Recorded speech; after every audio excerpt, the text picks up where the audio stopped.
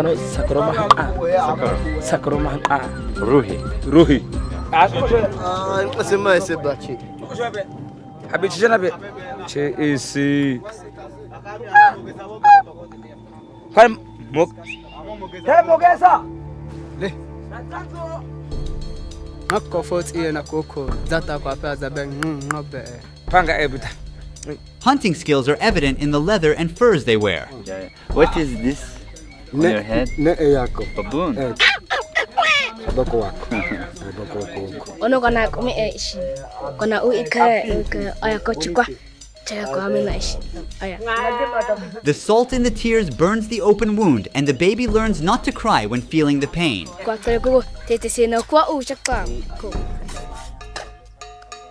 Here, a young group of people are crafting and repairing their gears for the next hunt. It's a skill passed down through generations.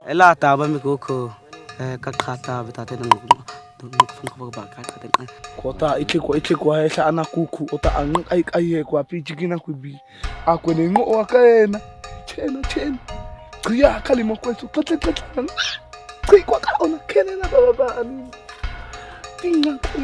tinga kwena shina kuku kwa matana.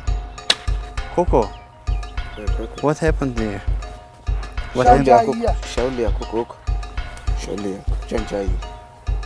They customize their arrows with unique patterns. If someone's arrow gets lost and found, that's how they know whose it is.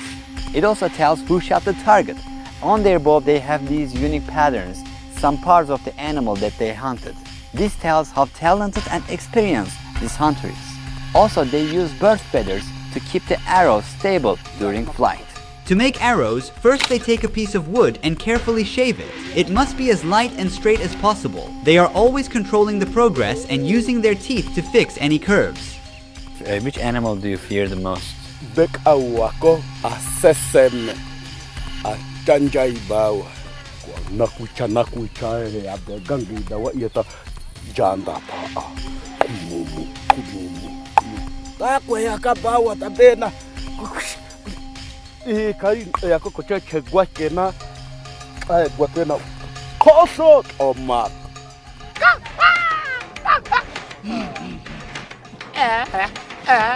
ni ibi pele pe kukuta kwekwe kimane puna wela pina kwebe akana kuku ne eko takwe ishi akata kupi tazawela pina ibaka puna ebeko. We've gathered before the break of dawn. Sakura is yelling to wake up the other hunters. Please be aware that some scenes you're about to see may be sensitive. We kindly ask you to watch the culture and lifestyle of the Hadza tribe with respect and an open mind. Our journey into the wild begins once everybody is ready. They split into different groups so that they'll have better chances on hunting. The tribe is getting ready. Let's see what will happen.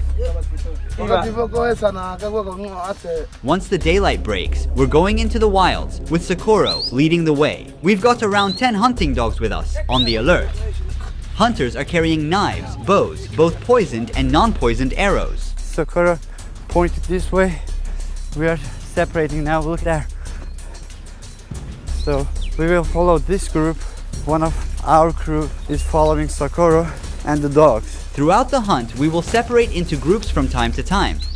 In this vast terrain, the dogs are our eyes and ears. They are spreading out and searching over a wide area. This strategy allows both dogs and us to cover more ground and increase our chances of spotting animals.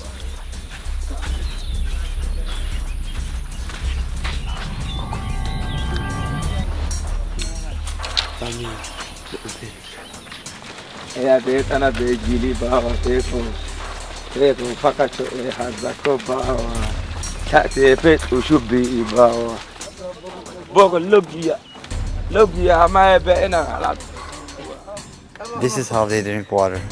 They use this by the pound. First they blow and then drink. Their immune system is strong enough to deal with the bacteria and parasites.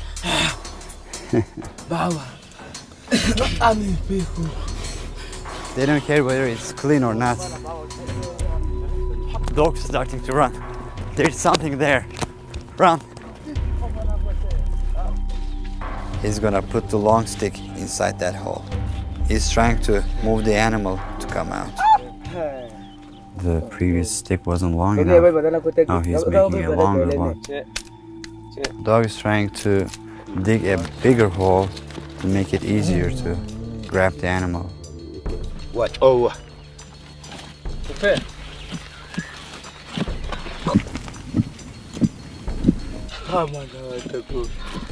They're giving up. Time is precious, so it's time to move on. The Hadza are nomadic people and they don't store food or engage in farming. They completely rely on hunting and gathering.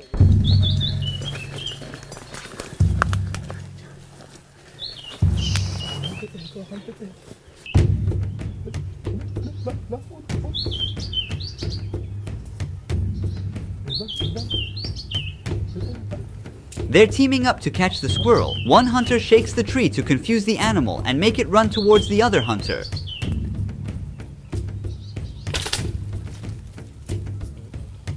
They got it.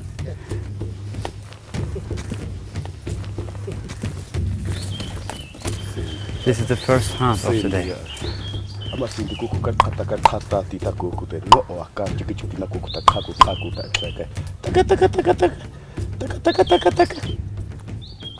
He put it inside his belt. He's looking for his arrow now. Each arrow is so valuable for them. It takes a lot of time to craft one. The dogs are leading Sakura to the spot.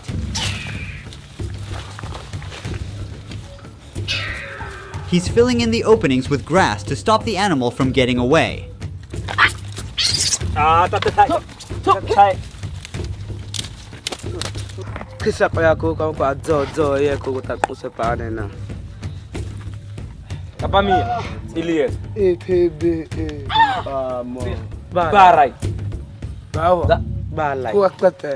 We're changing our route because we cannot pass the river ahead.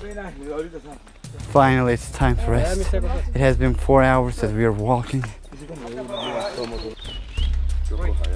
If you look at this tree, these things always get us. They are sharp and they tear down our clothes. The name is acacia. Sakura keeps watch on the other hunters below.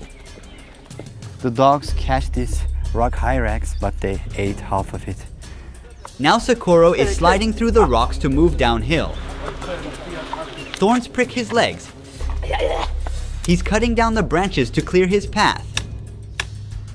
In the meantime, the boy pushes his body into the gap between the rocks. He completely disappears.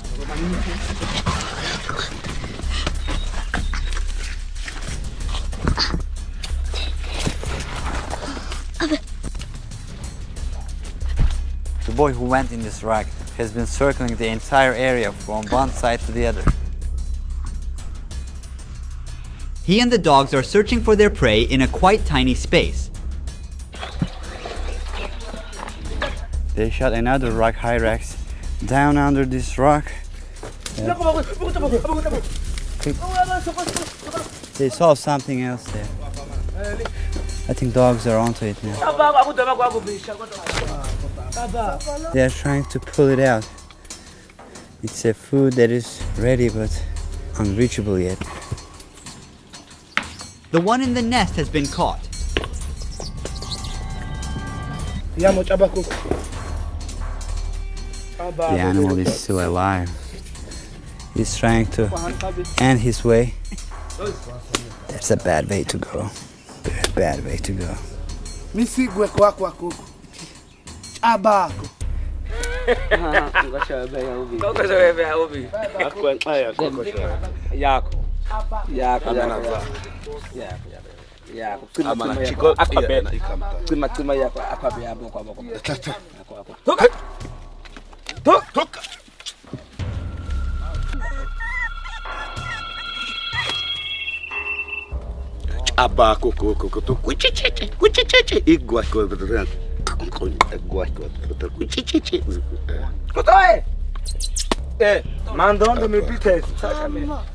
is the third rock hyrax.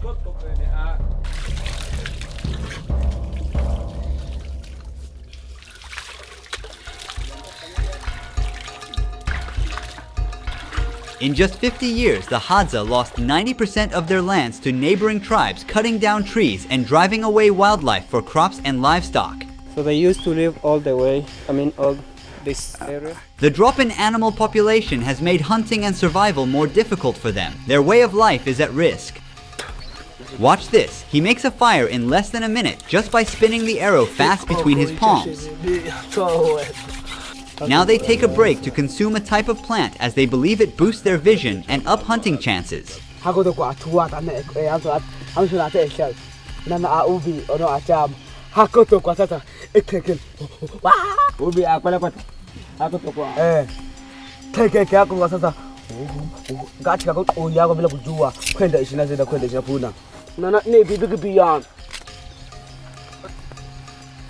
Even walking in this terrain is a challenge. I got stuck again. Move it anti-clockwise.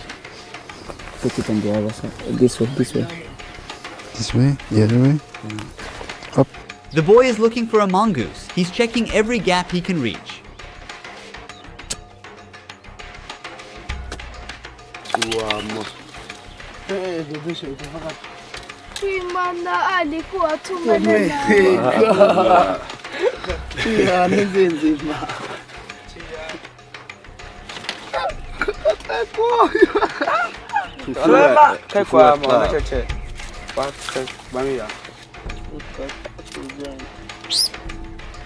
Ama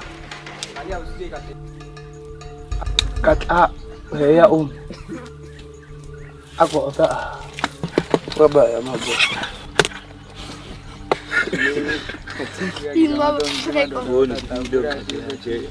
Don't judge, this is the way they live. This is how our ancestors has survived.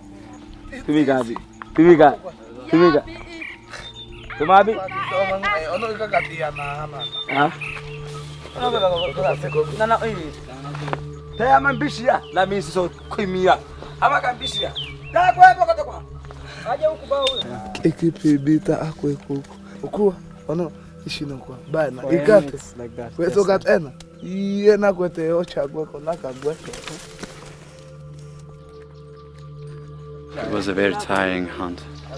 Very tiring. We walked 36,000 steps in just 7 hours while tracing animals in the mountains. He says for the baboons, they prefer the bottom meat and which part?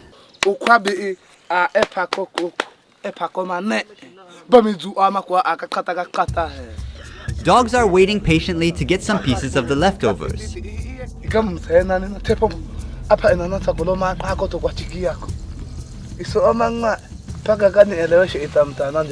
They start eating the hunted animal from the nails. They don't waste any part of it. They consume the meat along with soft bones. You can hear the pops and cracks with each bite they take.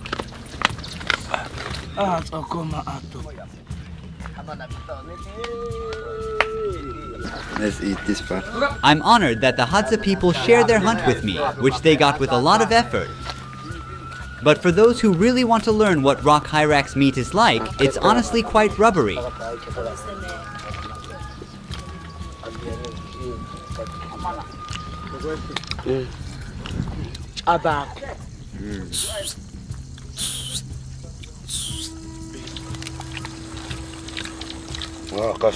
They spend their free time making new arrows to replace the ones they have lost during the hunt.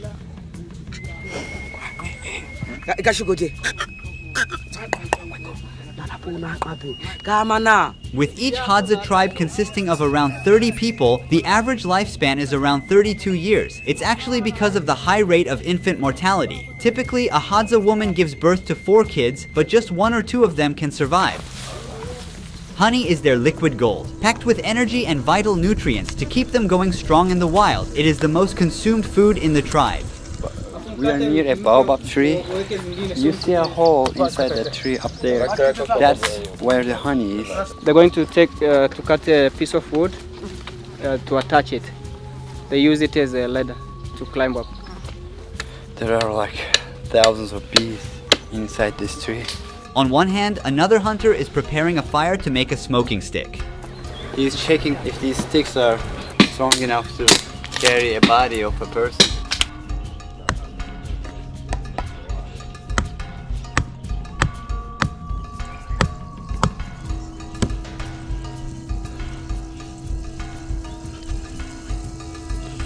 Now he puts the smoking stick into the hive to calm the bees for a short time. This loud buzzing is coming from thousands of bees. He still gets stung numerous times, but bears the pain to get to the honey. He must hurry because the bees will get out of the hive and we don't want to be chased by them.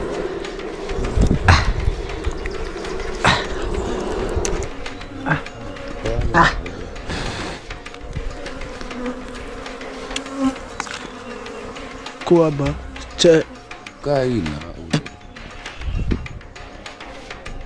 Ecco, niana questo. Nati barne mo ko na bata ba. Keme ota abu ko ba mi tsako passa te akwa nana no ko. There is very little honey in it. It's mostly wax. And there are some larvae inside. Let me show you. For the Hadza, honey is not just food, but also their currency. They exchange it for sharp metal tools, glass beads, tire shoes, and corn flour. They don't use money or even a developed numerical system for counting. In Hadzane, 1 and 2 are the only numbers. Even today, they don't keep track of time. Clocks and calendars have no place here. They don't have time-based events like birthdays or religious holidays. Does he know how old is he? Nowadays, some of them have learned the official language of Tanzania and have borrowed numbers, but most still can't count up to 10. To express numbers beyond 5, like the 8 in this case, he needs to combine them.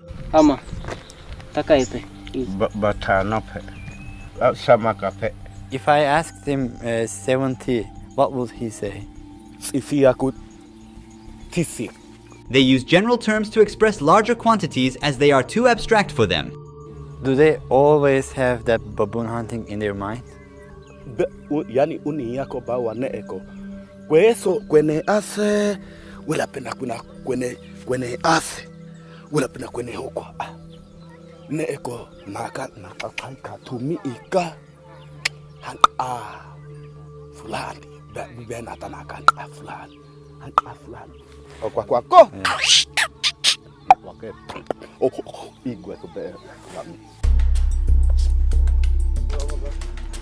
After sleeping for a couple of hours, we're preparing for a bigger hunt at 4 a.m. on the second day.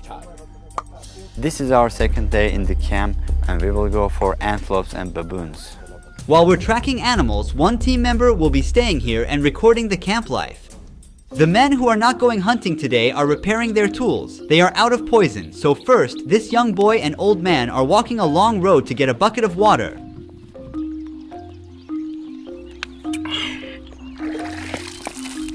Busy with their daily tasks, they still keep an eye out, taking advantage of any opportunity to hunt down something for today's meal. After several unsuccessful attempts, he finds a large snail on the way back to camp.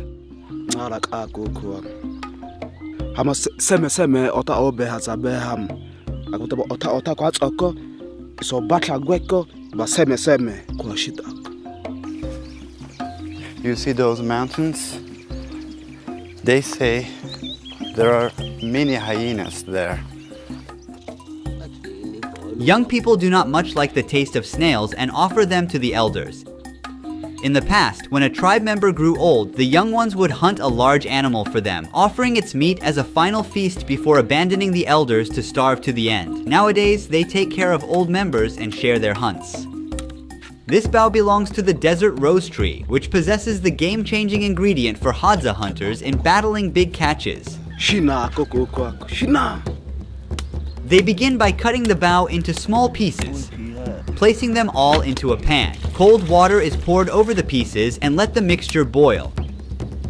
He dumps leaves to skim off any foam from the surface. After removing the pieces, they let the mixture simmer down until it thickens.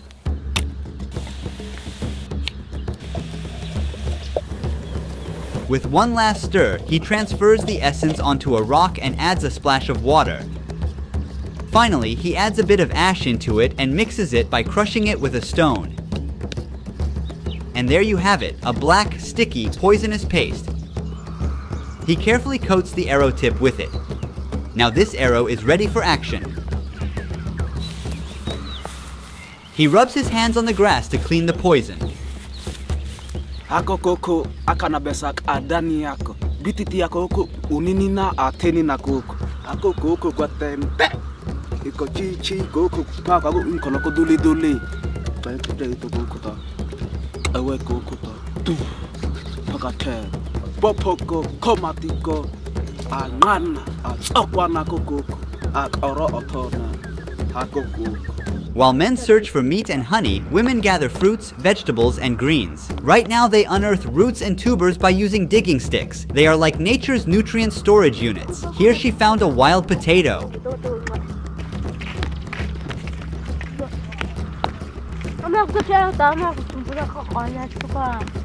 Living almost in isolation, Hadza women are not comfortable with being filmed by strangers.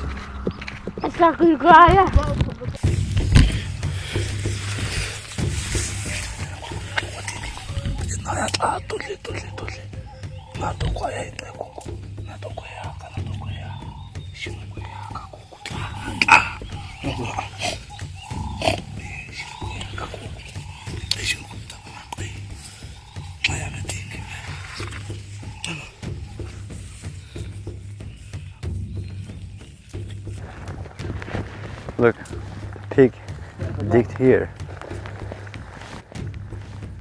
Another scratch on this tree. They heard a crackle and are now stopping to figure out where the sound is coming from. They're gonna check if there's anything to investigate or anything to harm.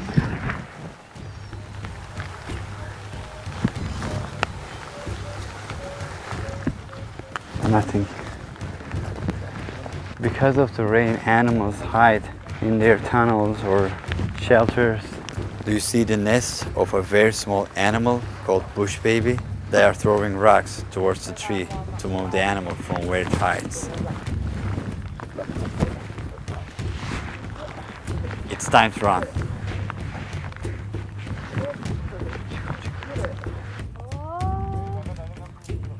Missed. There's no missing from here. Oh! They're having fun. Animal has nowhere else to go. Look, look. There's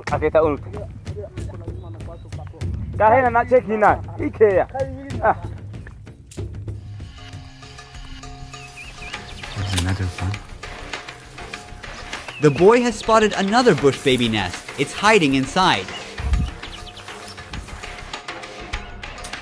After the second attempt, it becomes unable to move.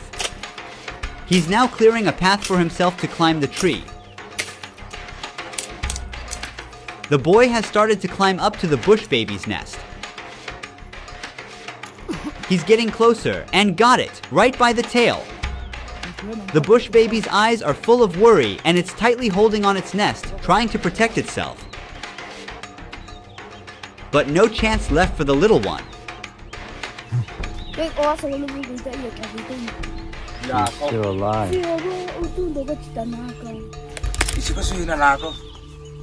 To end its life.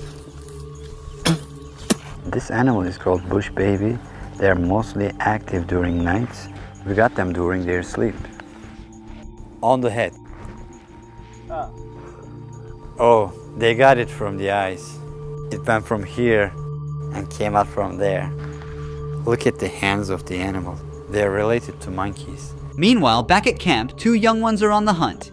He whistles just exactly like the bird to trick it.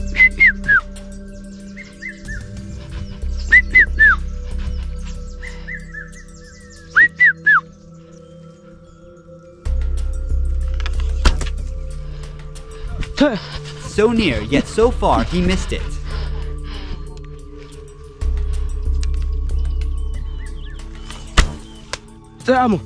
Turn. But on the third try, he got one right in the sky. Turn.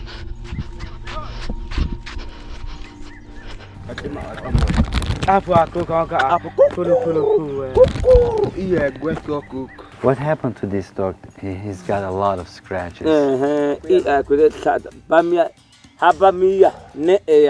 Baboon? Yeah. Since rain has stopped, the animals can now come out of their shelters. And Hadza are ready to get them.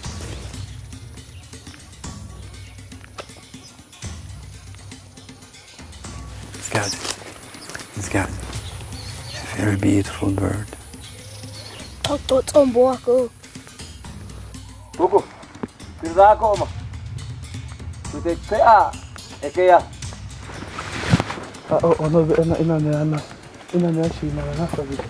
Dogs seem so sure. There is definitely something.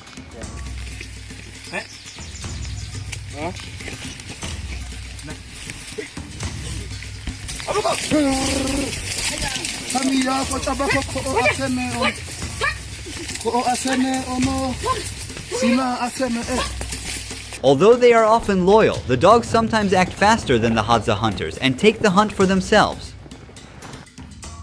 He's trying to catch the bird with his hand. Sakuro and the other hunters are exhausted now. Taking a break from the hunt, we're heading back to camp. When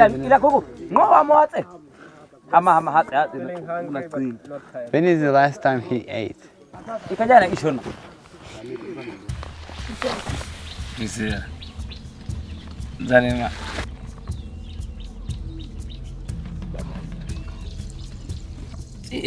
Ilikuwa kalimu aso hamanaka kalimu kwati yami ukuwa ama isho kote chipana ne akwa ne kama isho unu amo. What does he think about death? Where does he think he will go when he dies? Kuku kote misi atumia amana yamu abaya amo kote tumia amana. Young ones are still learning how to shoot an arrow, and this is their class time.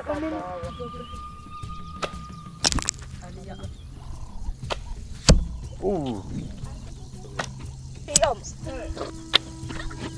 Ooh. Nice. What are their dreams for future?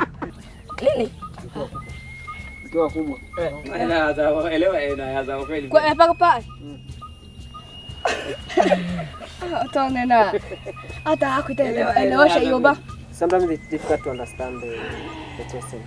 You tell them to talk about the future. Yeah, they don't have future concept.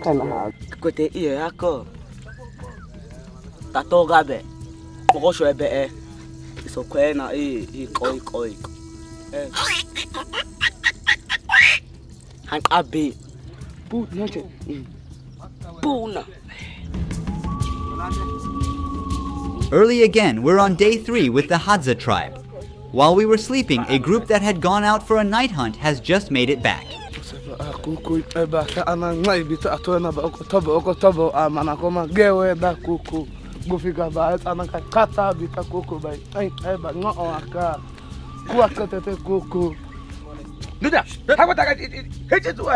They got an antelope. It's called dik-dik. While we are getting closer to the baboons, those who stayed at the camp have started to build a hut. Right now, 2 men are heading into the bush to collect suitable branches and leaves.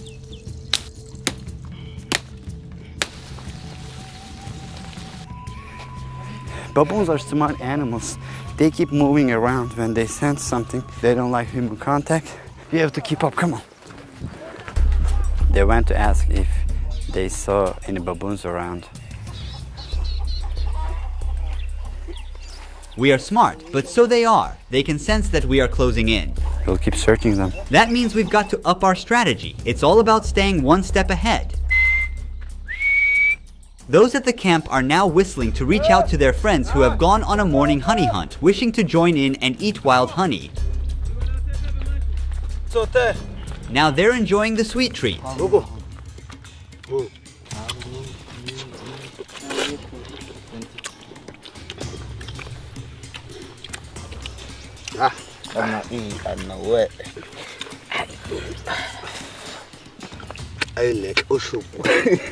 Hello. Now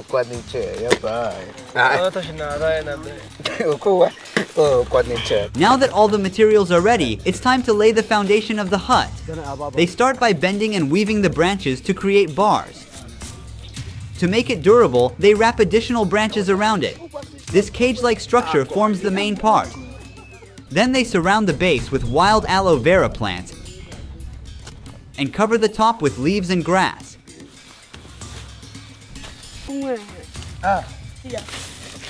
For the finishing touches, they tuck some white flowers. And there it is. Within a few hours, a new home stands ready, gifted to this young dad and his family.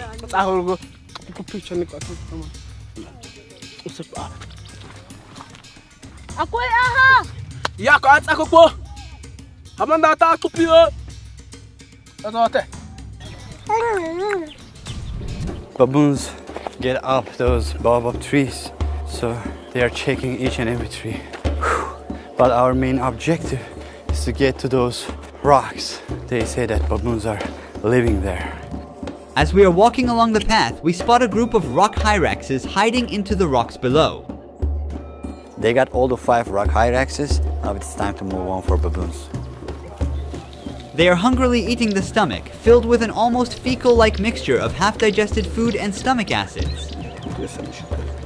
Sakura says they checked all the areas and couldn't find any baboons, but we will try our luck during night. Baboons can learn from past experiences, avoiding places where they have faced threats. It seems they are abandoned here. The Hadza are adapting their strategy. They will chase baboons in another part of the region tonight. Both predators and prey are constantly learning and adjusting. It's like hide and seek, but in a wild setup. Now we are on baboon hunting. It's getting darker. Some of the tribe members detected where they are living. They are on a tree. We will be extra silent. Baboons are not nocturnal animals. They're active during the morning, and at night, they sleep in trees where they are protected from predators, mostly leopards, hyenas, and humans. We will increase the ISO of the camera, and we will be able to see with noise. I can't see an inch in front of me. We gotta stick close to the hunters. Don't want to accidentally be shot by a poisonous arrow. We are heading deeper into baboon habitat. I feel like we disturbed the forest.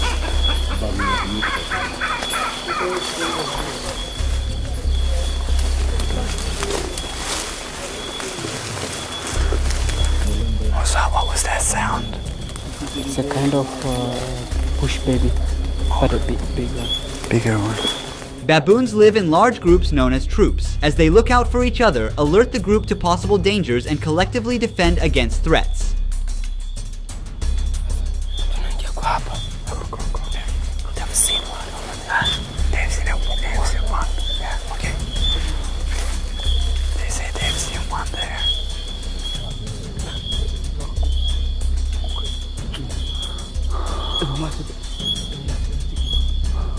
We have to move. They are not here.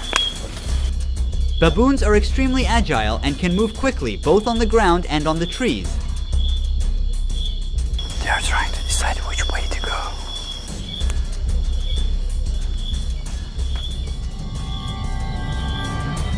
Be careful, it's slippery.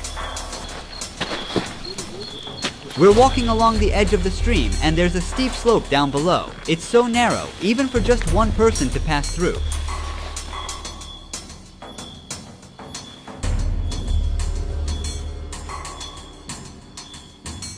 It has been 1.5 hours. We haven't seen any baboons. They are looking all over the place. Our last night's shoot doesn't offer a capture of a successful hunt. After 3 days of hard tracking and chasing, the Hadza hunters returned home empty-handed, without a baboon for their family. However, during the editing process, we figured out a single frame reveals that a baboon was fleeing by jumping from branch to branch when the lights went out. They were aware of humans' physical limitations and patiently waited for the lights to go out to quietly run away in the dark. This unexpected twist shows survival doesn't always favor the strong or the smart. It is about being the most adaptable. We came to the end of baboon hunting. We weren't successful. The animals probably heard us. Hadza people live this world as we did thousands of years ago. One of the biggest threats to this community is, of course, modernization and losing